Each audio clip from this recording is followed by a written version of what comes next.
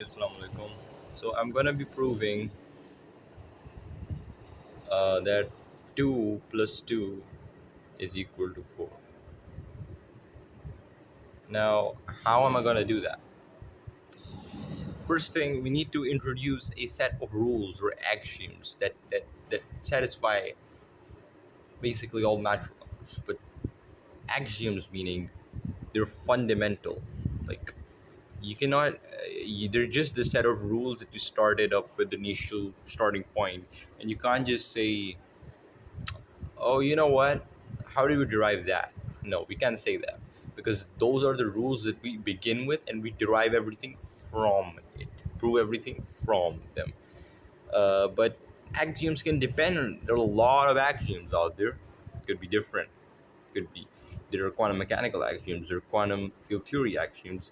There are mathematical axioms. Axioms involving real and complex analysis, the algebra, algebraic topology, linear algebra. I mean, everything has its own axioms. Vectorial axioms are probably so basic and trivial. You're probably gonna skip that. These are not. I mean, I don't know what you'd say, but uh, first we need to introduce the set of rules, right, guys? So we're gonna start with the Peano axioms, and I'm gonna explain it, but I'm just gonna be writing that their how basically let's say their symbol like mathematical notation. Yeah. First, this is the first axiom. Something like this. Yeah. This says that zero is a part of the natural numbers. This is the first piano axiom. So you could have a debate, arithmetic, statistics, and so many other things. But we're right now here we consider zero to be a part of natural numbers, and you understand why later on. We move on to the second, like zero, one, two, three, and natural numbers are positive integers, all positive integers. Just do remember that, and we're including zero as well here. So zero and then all positive integers. Is that clear? Okay, let's move on with the second piano action. Yeah, guys. For let's okay. What do you think of natural numbers? They're just positive integers, right? And do they have a limit? No. So this leads to our second axiom. Sorry, I think the pen. Uh, right now the pen is working fine, but if I find some problems here, I'm gonna have to switch my pen. Second pen axiom is for all x being any value, which is a natural number, for all x which is in the set of natural numbers, basically for all natural numbers. There is an s of x. There is an s of x, which is in the set of natural numbers. So if I have a very big number like 500, there's always 501. Every natural number there is a bigger number, right? Yeah, that's what it is. But we don't usually use that when we talk about large numbers in Gaussian specifically, because large cardinality in those numbers, we're really taking them to a set. Like we're really considering some usual algorithms which create those numbers, growing sizes. Uh, so really, that would just be illogical to use it. But right now, we're talking about normal numbers, like normal proofs. So the third piano axiom states that for all x and y that are natural numbers, right? For all x and y that are natural numbers, x is equal to y would be this if and only if this represents if and only if the successor of x is equal to the successor of y, which means, I mean, I know this is pretty trivial, like okay, 1 is equal to 1 only if 2 is equal to 2, right? But successor actually allows us a little more extended rules. We're gonna go on that in a little while, but right now I just write the piano axioms. the fourth piano axiom. There are actually five piano axioms. So if you're wondering, for all x, again being natural numbers, right, there is no number such that s of x is equal to 0. This is just standard mathematical notation. And I'm going to explain everything. Yes, this is fourth. We're sort of done here, but there's another fifth piano axiom, which I don't think I can really explain using mathematical notation. We can, probably can, but I can right now. So I'm just gonna write it down. Proof by induction. That is the way we are gonna prove all of these things, by using the rules and by applying some properties like s of a, or mostly let's just say a to the s plus b, a plus s plus b is successor of a plus b, which is kind of uh, pretty direct, it's basic, right? B plus 1, and then I'm like, successor function just adds 1, so commutative addition, and we can use other properties, not commutative, sorry, associated. So like B plus 1 here and A plus B plus 1 is the same as A plus B, which is basically A plus B plus 1. I mean, that was pretty trivial, so I'm just gonna erase that. But not this rule. This one is, this one's just, you just have to show this step whenever you're proving 2 plus 2 is 4. Piano axioms. A dude called Giuseppe Piano, I think from Italy. He found these, and obviously, if uh, 0 plus any number is that number itself, it's pretty trivial. Proof by induction. Okay, proof by induction basically has a few steps. Why I'm not just proving 2 plus 2 is 4 is, it's, I'm gonna tell you, okay, just because we have to get the maths right. First, we're gonna prove the true for a smallest integer, like a minimum integer, which for which it can be true, and in most cases it's 1, and we call this the base case. So if it's true for n is equal to 1, why not 0? Yeah, why again not 0? Because many proofs, like let's just say the sum, this is the first thing that comes to my mind, of from 1 to sorry, actually n, capital N, is basically capital N, or n plus 1. Sorry, I'm sorry. N is basically capital N plus 1 by 2, right? N plus 1.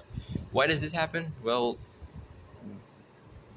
I can't really say why that happens. Obviously, the rules of summation and all that, but I can prove that it happens. Like, if I want to prove for, like, let's just say where n is my case, let's just say for 1, so 1, from 1 to 1 of n, like 1 plus 1 divided by 2, which is 1 times 2 times 1 times 2 divided by 2, which is 1, and summation of 1, like, we start from 1, we end at 1, so we just get 1, right? That's the only term. So summation of 1, like, it's a 1 from 1 to 1, like, that doesn't even make sense.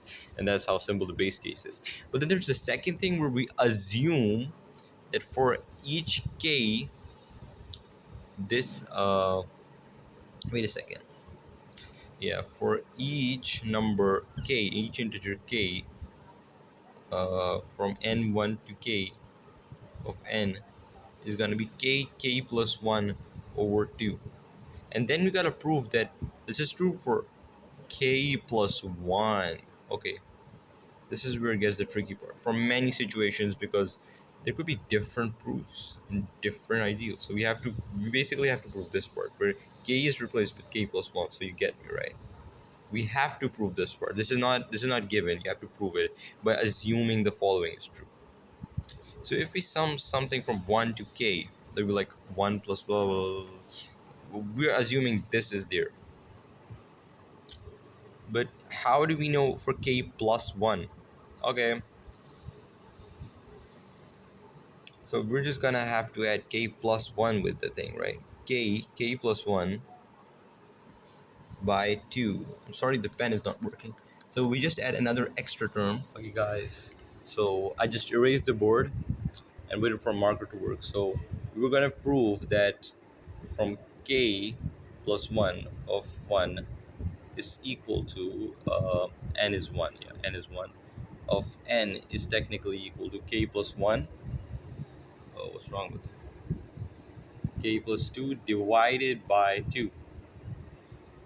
And we already had the step where k from n is equal to 1.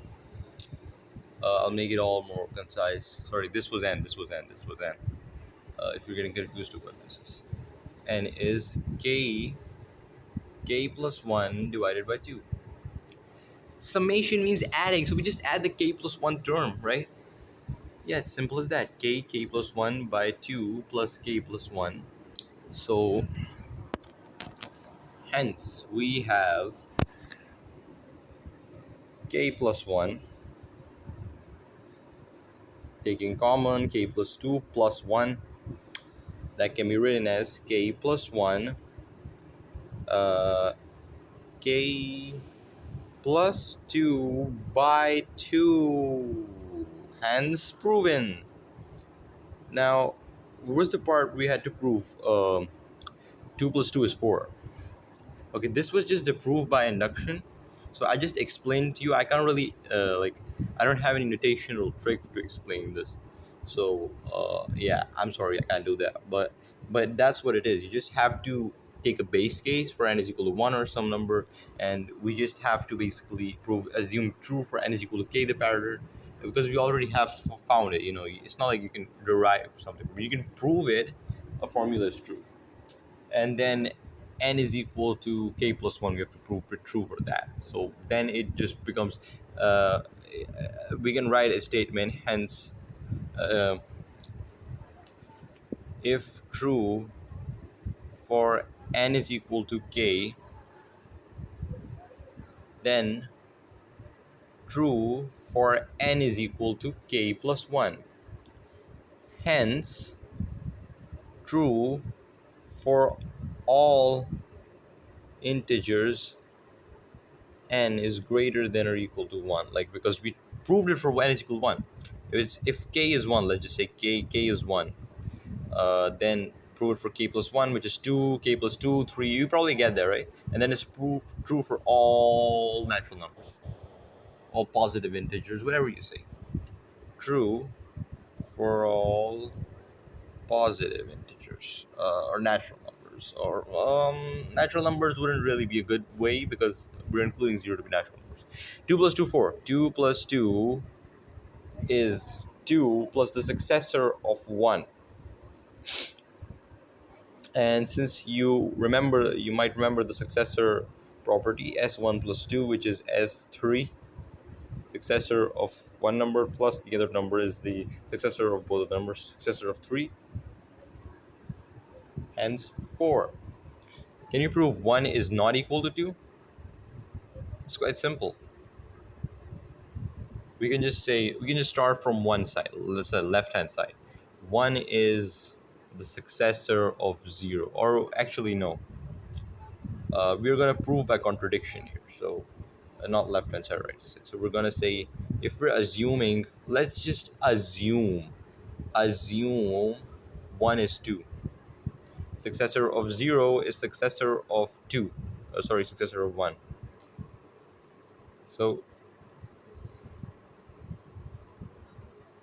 successor of 0 is successor of 1, right? So can I say, uh let me think.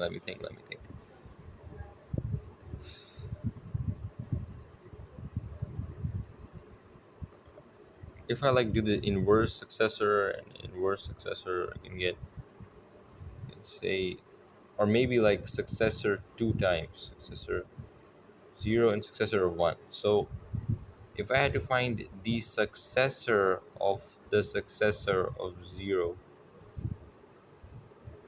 or sorry, successor of 0 is successor of 0. And like if you take successor on both sides, it's gonna be 0 is equal to successor of 0. All right. And since we can just say, oh, successor of 0 can be the double successor of 0, we can say that there is no successor of 0. This part does not exist. Okay, this probably does exist, but this does not exist. Why?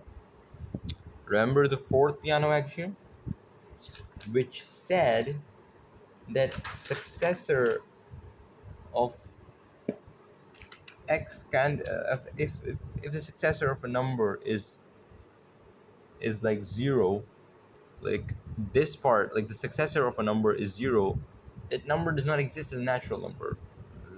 Right? This part itself is not wrong, and this part itself is also not wrong. Combining them two, where 0 is the successor of a number, is wrong, is in itself. So natural numbers, such that a successor of x is 0. Thank you guys for watching.